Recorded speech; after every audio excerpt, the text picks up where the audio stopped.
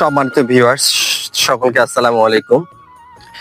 আজকে আমরা এসেছি বাংলাদেশ রেলওয়ের একটি গুরুত্বপূর্ণ ভিডিওর অংশ, যেটি হচ্ছে দুই রেল লাইনের মাঝখানে যে গ্যাপ, এটি আসলে কেন রাখা হয় বা কেন রাখা হয়েছে সেই বিষয়ে আপনাদের কাছে আমরা জানানোর চেষ্টা করব। তো বিষয়গুলো জেনে নেওয়া যাক। আসলে দুই রেল লাইনের মাঝখানে গ্যাপ রাখার উদ্দেশ্য হচ্ছে একটাই, যে এই রেল লাইন অতিরিক্ত রৌদ্রের তাপের কারণে রেল লাইন অনেক সময় বৃদ্ধি পায়।